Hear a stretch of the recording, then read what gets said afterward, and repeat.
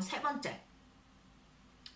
번째는 아까 두 번째 얘기하면서 잠시 얘기했는데, 한국은 이제 한국에서는 간호사가 샐러리 개념이라 가지고 이제 오버타임에 대해서 수당을 받는 게 굉장히 눈치 보이고 그렇지도 못하는 게 현실인데, 미국에는 hourly 개념이라서 뭐 시간당으로 돈을 받기 때문에 이제 자기가 일을 더 열심히 해서, 자기가 일을 늦게까지 했다, 다른 사람들 다 퇴근했는데 나는 뭐 10분 20분 늦게 갔다, 그러면 당연히 그거에 대해서 돈을 받을 수가 있어요. 그렇기 때문에 일을 더 열심히 하고 더 많이 한다는 거에 대해서 한 번도 억울하게 생각을 해본 적이 단 한 번도 없어요. 일을 더 열심히 해서 뭐 더 많이 해서 퇴근을 늦게 하면 피곤은 한데, 뭐 그래도 그에 대한 정당한 보상을 받기 때문에 그런 게 뭐라 해야 되지? 억울하지는 않더라고요. 그래서 한국에서는 늦게까지 일하고, 혹시 또 선배 간호사들이 일 끝날 때까지 기다리고, 이런 일들이 굉장히 많았는데 솔직히 좀 짜증난 적도 되게 많아요. 막 다른 사람들이 일할 때까지 내가 왜 기다려야 되는지도 잘 모르겠고, 지금 와서야 하는 말이죠. 그때 당시에는 이런 말을 할 수조차도 없었어요. 근데 지금은 뭐 내 일이 끝나면 그냥 당연히 집에 가는 거고, 뭐 어쩔 때는 뭐 이제 다른 사람들 끝날 때까지 기다려주고 도와줄 때도 있고 하긴 한데, 뭐 여기는 기본적으로 자기 일이 끝나면 집에 가는 분위기라서 그런 거 눈치 볼 필요도 없고, 뭐 시니어가 아직까지 늦게까지 일하고 있다고 해서 내가 눈치 보면서 집에 안 갈 필요도 없고, 또 일을 많이 하면 또 그에 맞는 보상을 받을 수도 있고. 그래서 이제 한 번도 부당하게 일을 한다고 생각해 본 적이 없어요. 네 번째. 네 번째는 이것도 스케줄이랑 관련된 장점인데, 저 같은 경우에는 제가 얘기 드렸지만 석사 공부를 하고 있다고 했잖아요.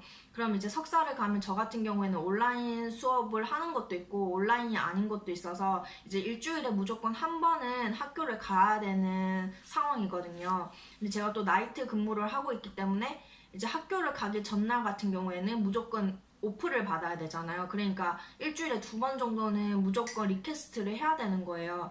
근데 한국 같으면은 아마 이런 게 굉장히 어렵지 않을까 생각을 하는데, 솔직히 지금은 잘 모르겠어요. 지금은 어떻게 간호사 문화가 바뀌었는지 잘 모르겠지만, 뭐 언론을 통해서 들어보는 간호사 문화는 아직도 비슷한 것 같고요. 그렇기 때문에 제가 일했던 그때 당시와 크게 다르진 않은 것 같고, 그 기준에 비교를 하자면, 여기서는 내가 어느 날 쉬고 싶다, 이렇게 뭐 가족들과 뭐 저녁을 먹으러 가야 된다든지 뭐 중요한 일이 있다, 그러면은 뭐 물론 뭐 엄청나게 많이 리퀘스트 오픈을 하면 그것도 좀 약간 밉상이지만, 일주일에 한 번 정도는 리퀘스트 오픈을 할 수 있고, 또 저 같은 경우에는 이제 매니저가 제가 학교를 간다는 걸 알고 있기 때문에 그거에 대해서 오프 신청을 하는 거에 대해서 남들이 나쁘게 생각할 수도 없고, 당당하게 오프 신청을 할 수 있죠. 그래서 저도 다행히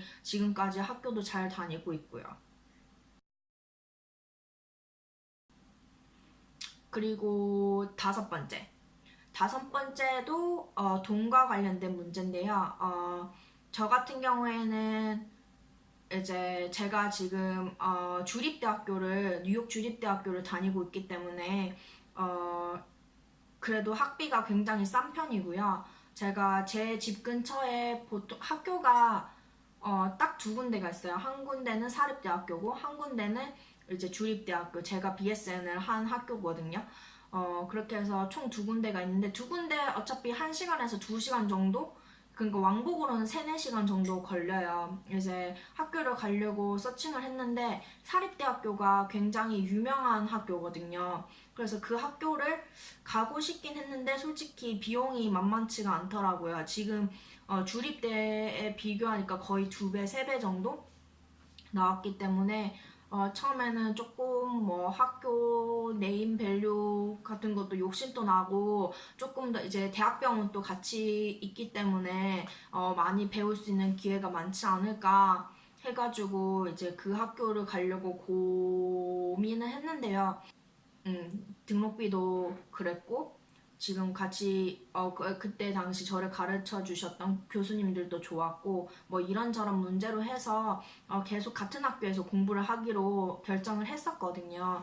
그래서 쟤는 이제 주립대학교 같은 경우에는 이것도 학교마다 다르지만 저 같은 경우에는 지금 파트타임으로 공부를 하고 있어서 총 3년 과정이에요. 그래서 한 학기에 거의 2과목 정도 듣는데 5학점에서 6학점 정도 듣게 되고 학비는 이제 3,500에서 4,000불 사이가 보통 나오더라고요. 그렇게 되면은 그 정도 나오는데 이제 지금 현재 병원에서 간호사들에 대해서 학비 지원을 하고 있고 그걸 이제 tuition reimbursement라고 부르고 있고 지금 현재 병원에서는 1년에 대략 5,200불 정도까지 이제 학비 지원을 해주고 있어요. 물론 이제 학비 지원을 받으면 그 지원 받은 시점에서 1년까지 계속 일을 해야 된다는 조건이 깔려 있고 만약에 그 전에 그만두게 되면 이제 달마다 계산해서 나머지를 자기가 이제 돈을 토해내야 되는 그런 시스템을 가지고 있는데 이제 5,200불 정도 1년에 커버를 해주기 때문에 이제 1년 학비에 전부 다 커버는 되진 않지만 어느 정도는 커버되고 있고 그렇기 때문에 덕분에 이제 학교 학비 걱정 없이 공부를 하고 있습니다. 그래서 굉장한 장점이에요. 이거 아니었으면 저도 사실 학교를 가는 것 자체가 조금 고민은 됐을 것 같아요. 저도 이제 막 결혼을 했고 이제 살림을 조금씩 장만하고 있는 상태고 또 뭐 부모님도 미국에 오시고 저도 한국으로 놀러를 가야 될 때도 있고 뭐 자녀 계획도 해야 되고 이런저런 문제로 이제 돈을 쓸 때가 많은데 이제 공부까지 하려면 조금 어떻게 보면은 이 제도가 없었으면은 아마 공부를 작년 가을부터 시작하지 못했을 것 같아요.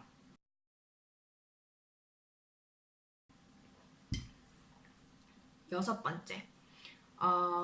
번째는 시니어랑 주니어의 개념이 있긴 한데 그렇다고 해서 뭐 선배 간호사를 막 떠받들어 줘야 된다거나 이제 주니어라서 할 말을 못 한다거나 이런 게 없어요. 물론 또 이제 물론 그런 것도 있을 수도 있는데 일단은 제가 느끼기에는 이제 의사도 그렇고 간호사도 그렇고 이제 nurse practitioner나 physician assistant 이렇게 프로바이더들이랑 간호사들이랑 이제 약간 모두 위치가 평등하다고 해야 되나? 한국에서는 의사가 여기 있고 간호사가 여기 있잖아요. 그래서 의사가 오더를 내려야지만 간호사가 수행을 하고 이런 개념인데 여기서는 간호사가 1차적으로 가서 어세스먼트를 합니다.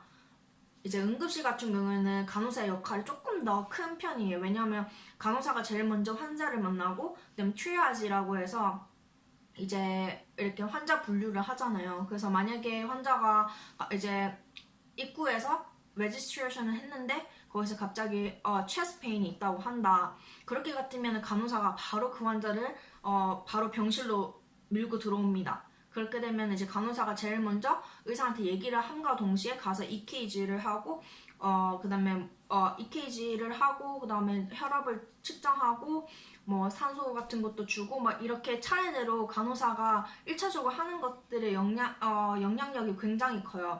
그러고 나면 이제 의사도 당연히 간호사가 하는 말을 듣고 이제 의사도 같이 병실에 들어와서 환자를 어세스를 하는데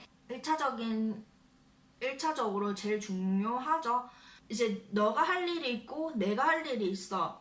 내가 하는 일이 더 중요하고 네가 하는 일은 안 중요해. 이런 개념이 없어요. 그러니까 너가 하는 일은 너가 하는 일이고 내가 하는 일은 내가 하는 일이야. 그래서 서로 존중을 하면서 일을 하는 분위기고 이제 의사랑 간호사 사이도 그렇고 그 다음에 이제 시니어랑 주니어 사이에서도 그렇습니다.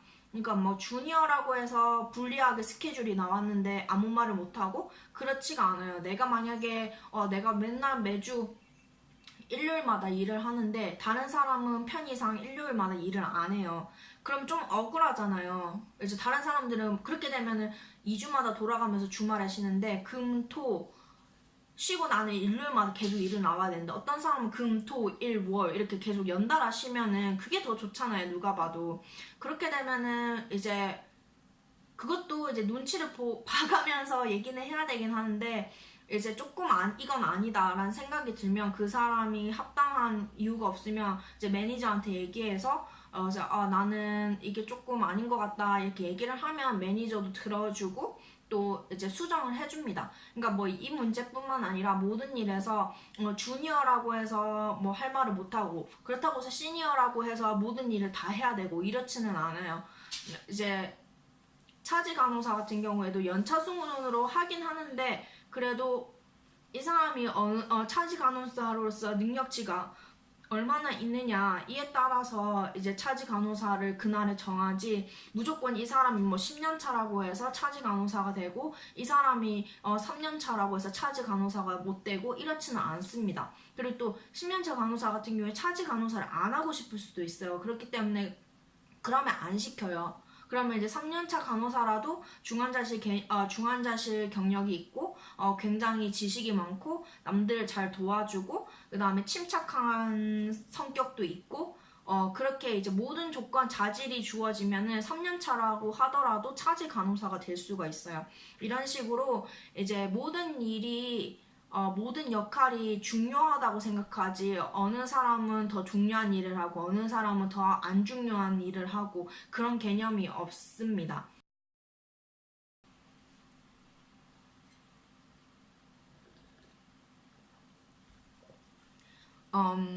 지금 이제 동영상을 이렇게 찍다 보니까 생각보다 이제 제가 이제 스크립트를 이제 짰는데 거기에서는 이제 많은 얘기들을 안 적었는데 막상 이렇게 카메라에다가 얘기를 하다 보니까 엉뚱한 얘기도 많이 하고 새길로도 많이 샜는데 어쨌든 제가 생각하는 장점들은 이렇게 6가지가 있고 이것 말고도 굉장히 많지만 이제 가장 큰 장점 왜 내가 한국으로 돌아가지 않고 미국에서 간호사로 계속 살아가는 삶을 선택했는지에 대해서 이렇게 공유를 해드리고 싶었어요. 물론 여기서 지내면서 단점들도 많고 힘든 점들도 굉장히 많아요. 그렇기 때문에 그 부분에 대해서는 다음에 제가 다시 한 번 더 동영상을 만들어 보도록 할 거고요. 오늘은 여기서 이렇게 동영상을 마치겠습니다. 지금까지 제 얘기 들어주셔서 감사합니다.